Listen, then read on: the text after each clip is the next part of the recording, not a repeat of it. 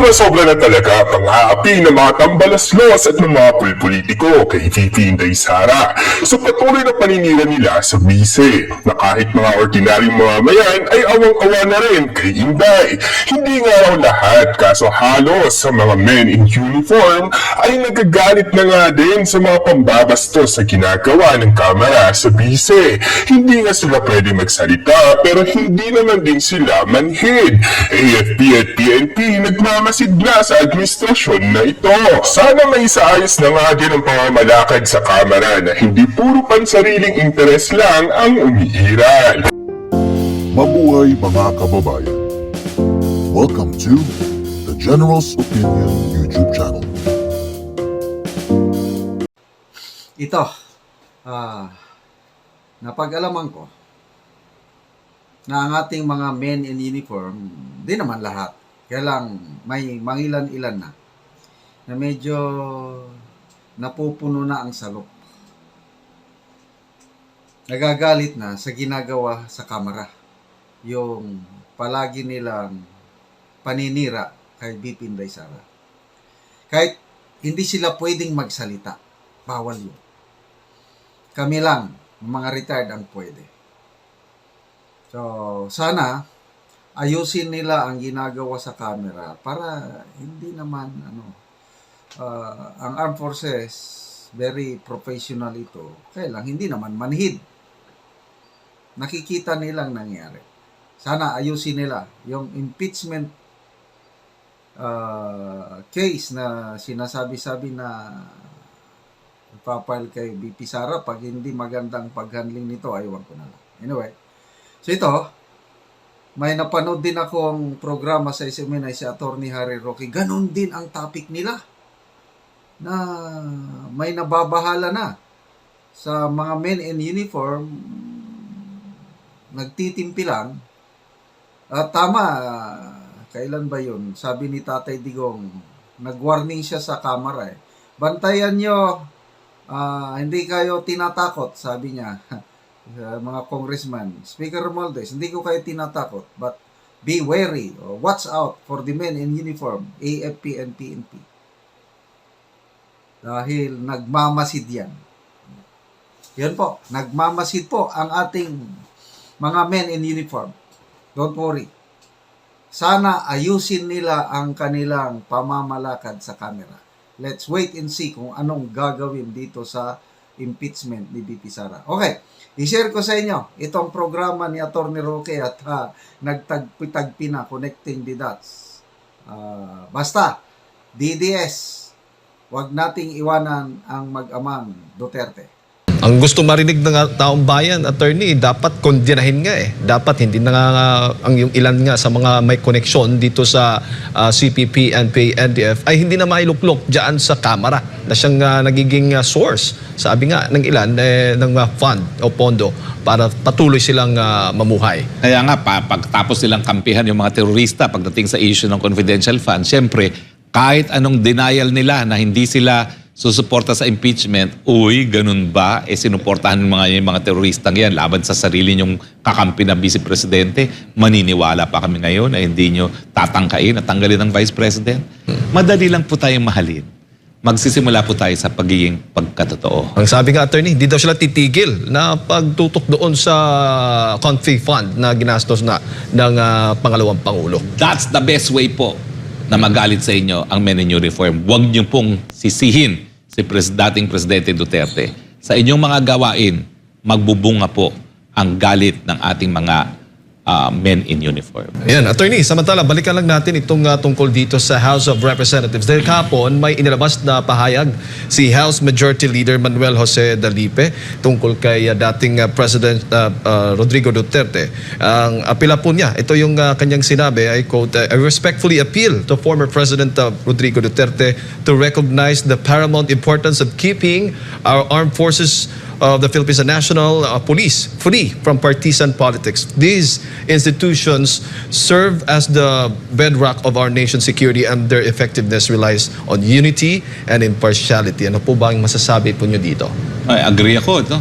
Pero hindi nyo masisisi kung mahal ng hukbong sandatahan ng kapulisan ang Presidente Duterte dahil siya lang po ang kauna-unang presidente na nagdoble ng sweldo ng ating mga men in uniform.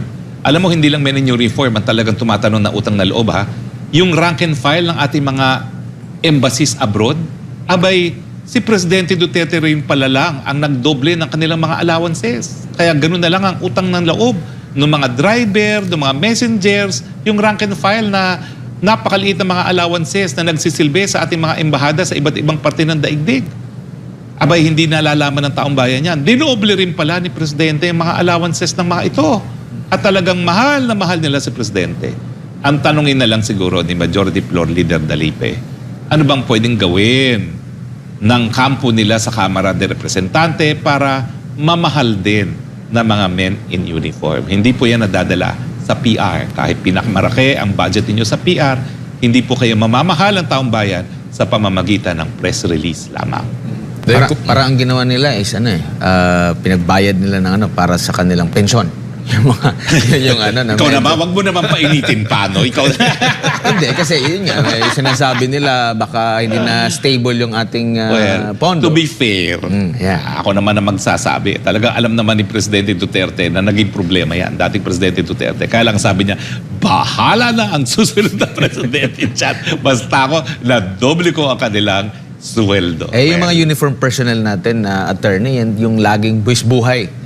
'Di ba? Sa kanilang serbisyo habang tayo lalo na dito sa urban area, sa mga poblasyon, yung peace, yung kapayapaan nakukuha natin. Sila naman nag-iikot sa bundok, nagtitiyak na secure yung nasa kanayunan, attorney. Kaya nga isa pang unsolicited advice kay Majority Floor Leader Dalipe, kung gusto niyong mahalin kayo ng mga men in uniform, huwag niyo pong kakampihan yung mga pumapatay sa kanila sa ating mga kabundukan. Masakit po sa kanilang makita na ang mayorya, ang liderato ng Kamara, kinakampihan pa yung hanay ng mga terorista na pumapatay ng ating kasundaluhan. Hindi po kayo mamahalin kung patuloy ang suporta nyo dyan sa mga teroristang yan. Samantala, maiba lang tayo, attorney, dahil isang big-time smuggler daw ng sibuyas ang inaresto. No, ito'y sa katauhan ni Jason De Rojas na sa bisa po ng warrant of arrest na inilabas ng Manila Regional Trial Court. Miyerkules ito na aresto sa Batangas. Matatandang sa magkahiwalay na operasyon ng Department of Agriculture, Philippine Coast Guard at Bureau of Customs mula December 22 hanggang January 2023, umaabot sa 78.9 million pesos ang halaga ng illegally imported agricultural goods ang nasabat ng mga otoridad sa MICP at nakakonsign, ito yung sikat na Takulog J International Consumer Goods Trading. So under dito si Jason De Rojas, Takulog. Inaresto si Takulog dahil sa paggamit ng peke, kaduda-duda at fraudulent import permits, shipping documents at hindi rin nagbabayad ng buwis. Kasi nga, smuggle. Kinasuhan si Takulog ng misclassification, under evaluation, misdeclaration at import entry at iba pa. Kamusta naman si Leia Cruz? Walang... Nawala na nga eh. Hindi ko alam na kung binigyan ng immunity matapos sa makipag-ugnayan dyan sa Kamara, no? Pero mabuting simula naman po ito na meron na isang big-time smuggler ng sibuyas ang naaresto at nakulong, no? Dapat ipakita ang kanyang larawan habang nakakulong ng magsilbing mensahe nga sa mga smugglers, tapos na ang inyong mga maliligayang araw. Okay? At dapat din talaga na ilantad natin na kung sino talaga itong mga big-time smugglers na ito. Alam mo, nung budget hearing ng Office of the President, tinanong ni dating Senate President, ngayon ay Minority Floor Leader, Senador Coco Pimentel, kung itong certain ay naging presidential advisor sa administrasyon nito. Kasi itong na ito ay pinangalanan ng mababang kapulungan bilang isa sa big-time smuggler.